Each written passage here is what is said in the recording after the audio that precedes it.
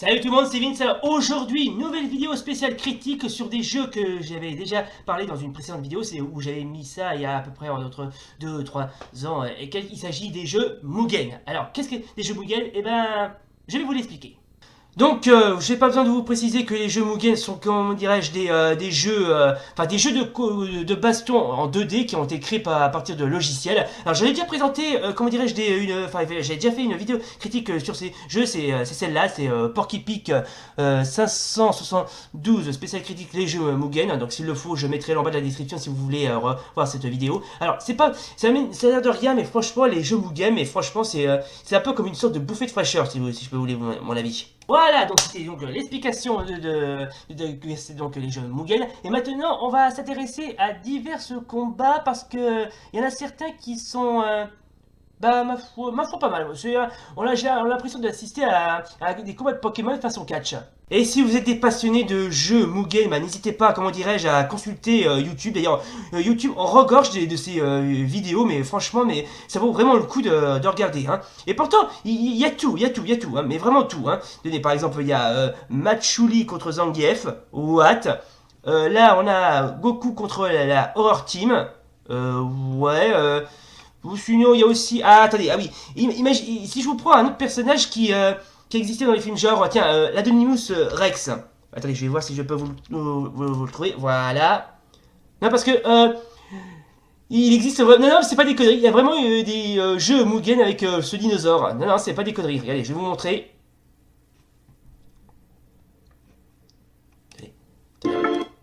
Attendez, voilà. Ouais, déjà, on connaît bien l'atmosphère bien vintage et les graphismes en 2D. Ah oui, une dernière chose, le gros dinosaure gris qui est là, c'est pas le véritable Adonimus Rex. Il s'agit en fait de Hauser dans Warzard. Je sais pas si vous le connaissez, c'est un autre jeu Capcom qui ressemble un petit peu à Darkstalker. Enfin, ça va, franchement, il a beau être... le personnage a beau être un faux Adonimus Rex, je trouve bien fait. Moi, ça va, ça passe. Vraiment, ça passe. C'est bien que tu le prennes comme ça nous rassure. Et quand on parle de jeux Mugen, on peut aussi introduire divers personnages. Notamment, si je vous cite, attendez, par exemple, le clown des restaurants Ronald McDonald. Non, non, c'est pas des conneries. Il y a vraiment, Ronald McDonald existe vraiment dans des combats de jeux Mugen. Ah, tiens, on va prendre celui-là. Ouais, bah ça, on s'en fout, on s'en fout. Ah bah, il a gagné. Ouais. Ouh. Ah ouais.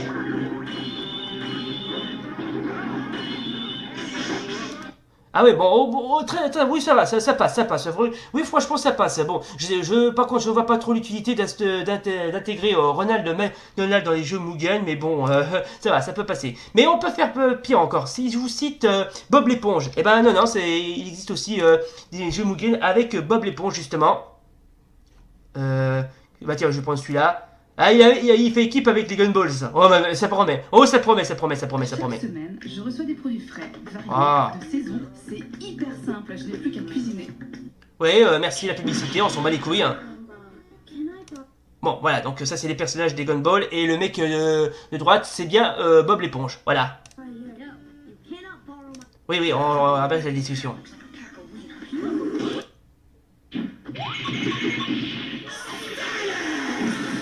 On l'a... ce que j'adore par-dessus tout dans les jeux Mugen, à quel point les persos sont bien modélisés. Mais... Non, franchement, c'est pas mal. Ça me rappelle le fameux combat que j'avais vous ai montré entre Peter Griffin et Homer Simpson. Non, puis... Oui, ça va, ça passe. Franchement, ça passe. Bon, et maintenant on va passer aux choses sérieuses. Si vous voulez un combat spectaculaire, je vous conseille celui-là. C'est Alexei Zalakov contre Zangief, un duel 100% soviétique.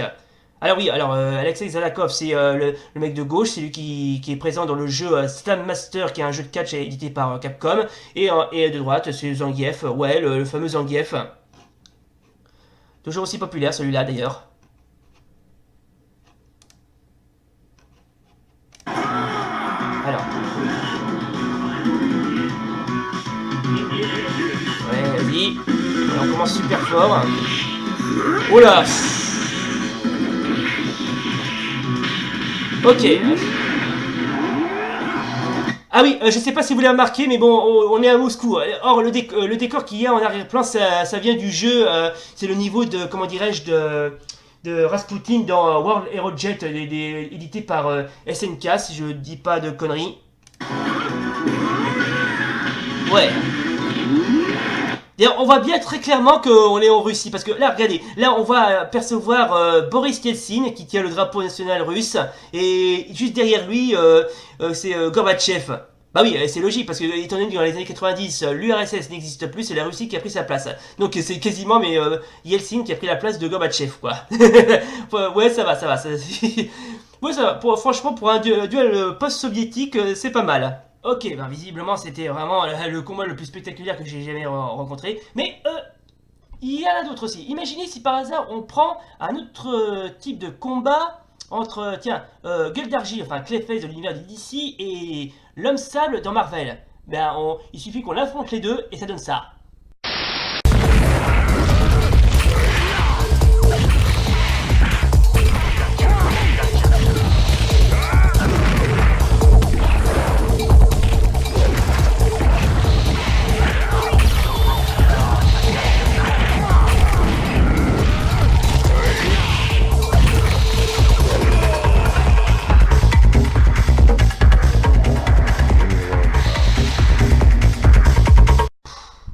Je savais qu'il allait gagner celui-là.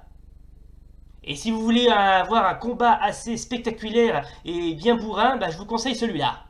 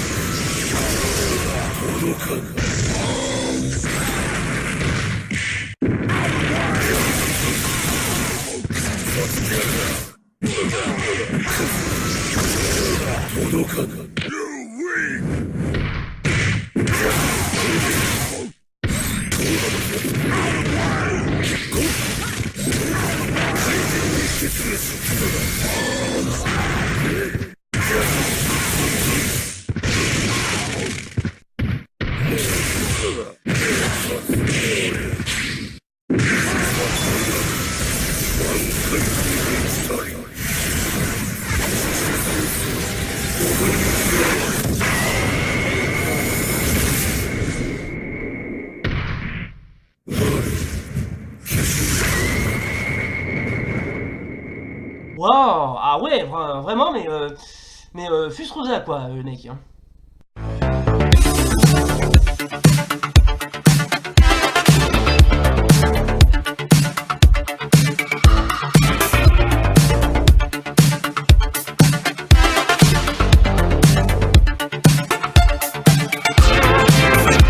Bon, et bien évidemment, je peux aussi vous montrer un petit dernier combat qui, ma foi, assez cocasse. Mais bon, c'est pas le meilleur, et très sincèrement, il est pas mal. Franchement, il est pas mal. Regardez vous-même. Are you ready? Fight!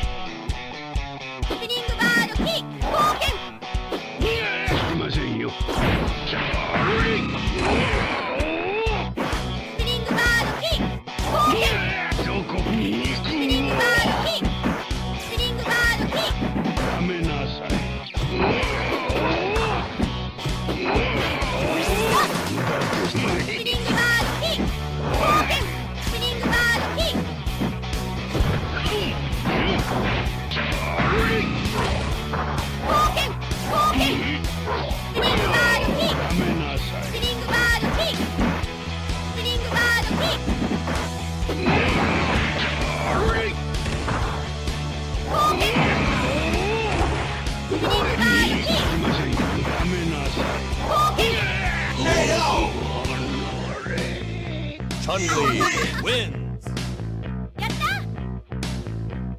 Let the madness begin! Fight!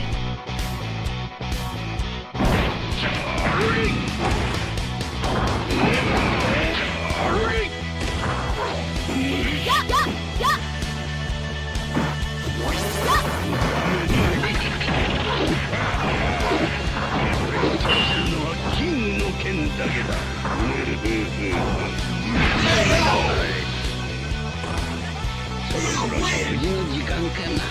When, Mr. Hart? Ce n'est pas possible. D'où lui vient une telle force? It's all or nothing. Fight!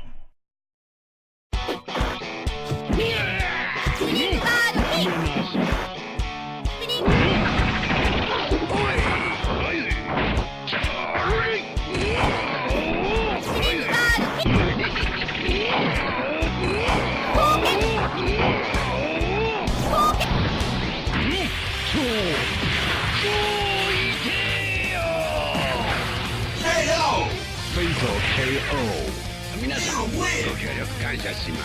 When, Mr. Hart? Bravo, bravo. Une interprétation de premier rang. Eh ben, c'est pas brillant, hein. C'est pas brillant. Bon alors bien sûr, si vous voulez consulter, enfin voir certains, comment dirais-je, vidéos des combats de Mugen, mais n'hésitez pas à interroger YouTube. Franchement, ça a beau être des jeux, c'est des faux jeux, oui, des jeux de baston en 2D assez traditionnels. Franchement, ils sont pas mal. Franchement, c'est oui, ça passe pas mal. Les mecs qui ont conçu les combats, les vidéos, ainsi que les graphismes, et franchement, ils sont bien foutus. Là, franchement, les mecs qui font ça, ils gèrent bien. Franchement, ils gèrent de la fougère, comme on dit. Hein. Non, franchement, il y en a certains qui méritent d'être vus. Hein. Et leurs vidéos vaut de l'or. Hein. Oh la vache. Non, mais je confirme, certaines de ces vidéos de jeux Mugen vaut de l'or. Hein. D'ailleurs, si j'ai un conseil à donner aux créateurs de jeux, continuez. Continuez, parce que vous faites, c'est bien. Franchement, c'est bien. Hein. Même si la logique nous échappe un petit peu, comme on dit.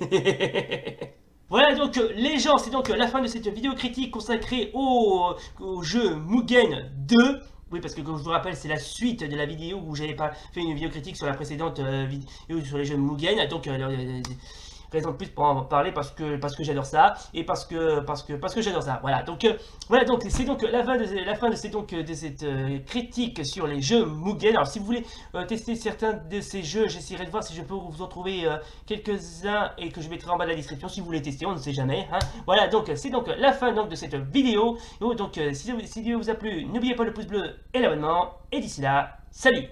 Oh et puis tant que j'y pense, j'aimerais dédier cette